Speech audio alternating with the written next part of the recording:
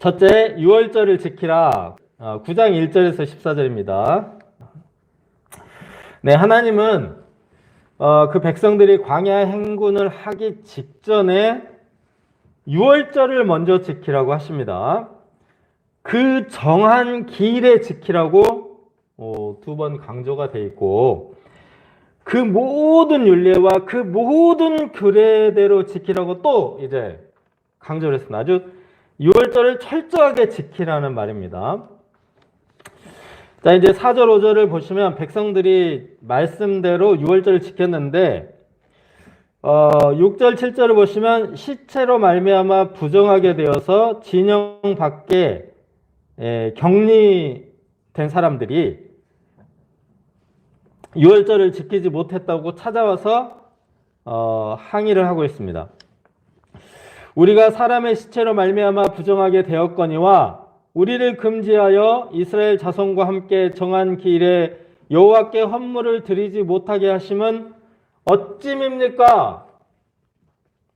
우리도 유월절 지키게 해주세요.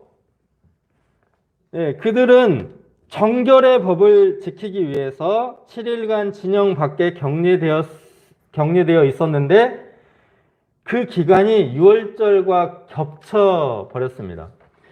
그들은 헌물을 드리지 않았기 때문에 돈을 아꼈다, 꽁돈 생겼네, 이렇게 얄팍하게 생각하지 않습니다. 하나님께 감사의 예물도 드리고 유월절 어린 양 제물도 드리고 싶으니 유월절 대책을 세워달라, 건의한 것입니다. 9절에서 14절을 보시면 하나님께서는 매우 이례적으로 2월 14일에 두 번째 유월절을 명령하십니다. 원래는 1월 14일인데 이것 때문에 광야 행진이 얼마 늦어졌습니까? 한 달이 늦춰졌습니다. 그 이스라엘의 유월절은 우리나라의 광복절, 미국의 독립기념일 같은, 근데 아무리 국경일이라고 해도 두 번 지키질 않습니다. 근데 왜 율법에 없던 긴급 조치까지 해가면서 두 번째 유월절을 지키라고 한 것입니까? 자, 13절을 보시면 유월절을 지키지 아니하는 자는 그 백성 중에서 끊어지리니 라고 했습니다. 하나님의 백성 중에서 끊어지는 것은 곧 영원한 멸망과 죽음을 의미합니다. 하나님의 백성은 하나님의 보호와 돌보심을 받습니다. 그러나 하나님의 백성이 아니면 하나님의 보호를 받지 못하기 때문에 멸망할 수밖에 없습니다. 유월절은 이스라엘 민족이 애굽의 노예에서 해방된 날이고 죽음의 신이 어린 양의 피를 보고 심판하지 않고 넘어갔다 해서 유월, 넘을 유, 지나갈 월, 유월절입니다. 영어로는 패스오버 데이입니다. 하나님께서 넘어가게 해주셨습니다. 하나님께서 패스하게 해주셨습니다. 세상에 각종 어려운 난관이 있습니다. 그런데 유월절이 있는 하나님의 백성들은 넘어가게 해주시고 패스하게 해주십니다. 인생 최대의 난관, 가장 패스하기 힘든 시험대는 하나님의 심판대입니다. 자, 그때는 수능 1등급도 패스 못하고 백신 부스터샷도 아무 의미가 없습니다. 예수님의 보혈 패스가 유일하고 완전한 패스입니다. 신약의 성도들에게 유월절이란 예수님의 보혈을 믿는 믿음입니다. 예수님을 구주로 영접하고 성부와 성자와 성령의 이름으로 세례를 받으면 하나님의 자녀가 되는 권세, 패스를 얻습니다. 패스. 이 예수님을 믿음으로 승리의 확신 안에 거할 수 있기를 기도합니다. 둘째, 구름이 떠오를 때, 구름이 머무를 때, 15절에서 23절입니다. 자, 15절, 16절을 보시면 성막이 완성되었을 때 밤에는 성막 위에 불 모양이 있었다 했고, 낮에는 그 성막 위에 구름이 이제 덮였습니다. 이것은 자연현상이 아니고 하나님께서 그곳에 계시다는 증거로서 아주 특별한 현상이었습니다. 네, 이스라엘 자손들은 구름 혹은 그 불 모양이 성막 위로 떠오를 때 행진을 시작합니다. 그리고 그 구름이 머무는 곳에서 그들이 행진을 멈추고 진을 쳤습니다. 장막, 즉 이제 텐트를 치고 생활 공간을 만들었다는 뜻입니다. 낮에는 강렬한 햇빛으로부터 200만 백성들을 가려주는 시원한 구름 천장, 에어컨과 같았다. 밤에는 그 사막의 강추위로부터 백성들을 따뜻하게 감싸주는 모닥불과 같았다. 이런 여러 가지 해석들이 있습니다. 토론토 2020년 1월 1일 이게 장막을 덮어놓은 것처럼 이런 구름이 떴습니다. 요거는 이제 포르투갈의 그 마데이라 섬 불 모양의 구름입니다. 불 모양의 구름. 광야에서 있었던 것은 하나님의 기적이기 때문에 아마 훨씬 더 아름답고 풍성하게 이렇게 딱 덮고 따뜻하게 해주었을 것이라고 봅니다. 분명한 것은 이 구름과 불을 따라가면 이제 오늘날의 내비게이션처럼 목적지에 확실하게 도착할 수 있다라는 사실입니다. 근데 이제 이 구름 내비게이션을 따르는 것이 어려운 점이 한 가지가 있습니다. 19절에서 23절을 보시면 언제, 어디서, 얼마나 머무는지를 알 수가 없습니다. 19절을 보시면 어떤 곳에서는 오래 머물렀다고 했습니다. 하루빨리 그곳에 벗어나 다른 곳에 진을 치고 싶어도 구름이 떠오르지 않으면 그냥 머물러 있어야 합니다. 그리고 이제 21절을 보시면 어떤 곳에는 진을 쳤는데, 그러니까 생활 공간을 만들고, 이제 텐트를 치면 배수로도 만들고, 잠잘 때 돌멩이 없어야 되기 때문에 막 그 평타는 작업도 하고 다 해놨는데, 그 다음날 아침에 구름이 쫙 뜨는 겁니다. 가고 싶어도 갈 수 없고 떠나고 싶어도 떠날 수 없으며 머물고 싶은데 떠나야 하는 것입니다. 자기 사정이나 형편을 따르지 않고 저 위에 있는 구름을 따르는 것입니다. 하나님의 말씀을 따르는 것이 이와 같다라는 것을 보여줍니다.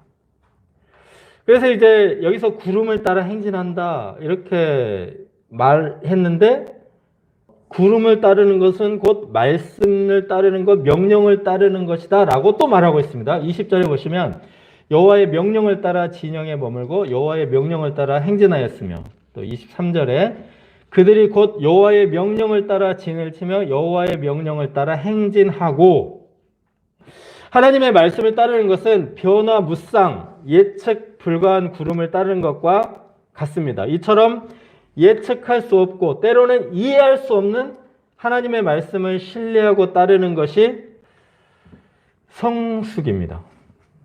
사람이 미숙할수록 감정과 본성에 따라 살다가 사고를 많이 칩니다. 성숙할수록 감정과 본성을 자제하고 진리와 공의의 하나님을 따를 수 있습니다. 예수님께서 수제자 베드로에게 미숙함과 성숙함을 이렇게 표현하십니다. 내가 젊어서는 스스로 띠뛰고 원하는 곳으로 다녔거니와 늙어서는 내 팔을 벌리리니 남이 내게 띠띠우고 원하지 않는 곳으로 데려가리라. 민수기의 저자이면서 광야의 목자인 모세도 이 구름과 같은 훈련을 받았습니다. 그 모세가 젊었을 때 혈기가 충만하고 미숙했을 때 아직 하나님이 부르시지도 않았는데 이스라엘 백성을 노예로부터 해방시킨다고 막 애굽 사람을 쳐서 죽여서 막 매장해 버렸습니다. 그때는 이스라엘 백성들도 모세를 영접하지 않고 배척했습니다. 그런데 이제 40년 후에 80세가 되었을 때 모세 자신은 원하지 않았지만 하나님의 부르심에 이끌려 순종했을 때 출애굽의 지도자로 활약하게 되었습니다. 우리가 하나님의 말씀을 따라 하나님이 말씀이 하라 하시는 것은 하고 하지 말라고 하시는 것은 절제하며 가라 하시는 곳으로 가고 멈추라 하는 곳에서 멈출 수 있기를 기도합니다. 셋째, 제사장들의 은나팔입니다. 자, 이 부분은 은나팔 둘을 만들어서 신호 체계를 세우는 내용입니다. 1절에서 4절을 보시면 회중 전체 모집을 소집하거나 지휘관들의 모임을 소집할 때 부르는 모임의 나팔 소리가 있습니다. 그리고 5절, 6절은 행군을 출발하는 순서를 알려주는 질서의 나팔입니다. 200만이나 되는 사람들이 행군을 해야 되기 때문에 차례대로 질서 정연하게 출발해야 효율적입니다. 그런데 이제 이 나팔은 백성이 듣고 일사불란하게 움직이기 위한 그 목적도 있지만 이 나팔은 하나님의 함께하심을 의미하는 나팔이기도 합니다. 전쟁의 비상 나팔이 울리면 하나님께서 함께하셔서 대제국에서 구원하십니다. 명절 절기에 나팔을 들고 예물을 들고 나오는 자들을 하나님께서 기억하시고 축복하십니다. 자, 이 나팔은 승리의 나팔이요 생명의 나팔임을 알 수 있습니다. 지난 감사절 예배 때 지파 감사 제목을 발표합시다 라고 나팔을 불었는데 모든 지파에서 감사 제목을 발표했습니다. 하나님께 향기로운 감사 제물이 드려졌고 모두가 은혜와 감동을 받았습니다. 우리가 생명과 축복의 나팔 소리를 잘 듣고 하나님께 기도와 감사의 나팔을 잘 불 수 있기를 기도합니다. 29절에서 32절은 모세가 처남이죠. 미디안 사람 호밥 처남에게 이 광야의 길잡이가 되어달라라고 초빙을 하는 내용입니다. 31절에 보시면 당신은 우리가 광야에서 어떻게 진칠지를 아나니 우리의 눈이 되리이다. 이 미디안 사람들이 이제 유목민이었기 때문에 광야에서 살아남기 전문가입니다. 그래서 우리의 눈이 되어주세요. 한 수 가르쳐주세요 하고 겸손하게 초청을 했습니다. 하나님의 역사를 위해서 혹은 이제 백성들을 잘 인도하기 위해서는 이방인도 초청하는 이 모세의 그 겸손함, 인재를 기꺼이 등용하고자 하는 모세의 그 겸손함이 잘 나타났습니다. 이방인까지도 이렇게 조언을 듣고자 한다면 그 이스라엘 자손 중에 있는 전문가나 막 장로들이나 이런 조언은 훨씬 더 잘 들었을 것입니다. 자, 그러면 이제 이 모든 행진을 누가 주도합니까? 이스라엘 12지파의 맨 앞에 언약궤가 앞서가며 3일마다 한 번씩 쉬어갈 곳을 찾았습니다. 하나님의 말씀이 그들을 인도했다라고 볼 수 있습니다. 그런데 그 언약궤가 어디를 찾았습니까? 백성들이 휴식을 갖기에 가장 좋은 곳에 장막을 치고 이제 쉬어가게 했습니다. 잘 쉬어야 더 잘 행진할 수 있습니다. 또 잘 쉬어야 전쟁에 나가서 잘 싸울 수도 있습니다. 광야의 행진은 아주 이제 힘든 행진인데 하나님께서 안식의 행군이 되게 해주셨습니다. 제가 고등학교 때 이 안식일, 주일의 중요성을 굉장히 깊이 깨달았습니다. 이제 고교 입시생이기 때문에 공부할 시간이 아까워서 이제 교회를 그만 다녀야 되겠다 이렇게 생각을 했습니다. 그때 그 교회 한 친구가 주일날 쉬는 것이 왜 유익한지를 말해줬어요. 두 나무꾼의 비유입니다. 두 나무꾼이 나무를 하는데 한 사람은 쉬지 않고 날마다 나무를 하고 한 나무꾼은 쉬면서 낫을 날카롭게 갈아가면서 일하면 누가 더 나무를 많이 하겠는가? 저는 이 비유를 듣고 주일날 쉬면서 이 날을 갈아도 입시에 전혀 문제가 없을 뿐만 아니라 도움이 되겠구나, 이런 사실을 막 깨달아 버렸습니다. 오늘 광야에서 살아남기는 6월절 준수에서 시작하여 쉴 곳을 찾았더라로 끝이 납니다. 안식으로 시작해서 안식으로 끝이 납니다. 하나님께서 세상을 창조하실 때에도 6일간 만물을 지으시고 7일에 안식하셨습니다. 안식은 창조의 목적입니다. 하나님의 구름을 따라 제사장의 은납할 소리에 맞춰 갈 때는 가고 쉴 때는 쉬어가므로 이 광야에서 생존할 뿐만 아니라 하나님의 목적을 이룰 수 있기를 기도합니다.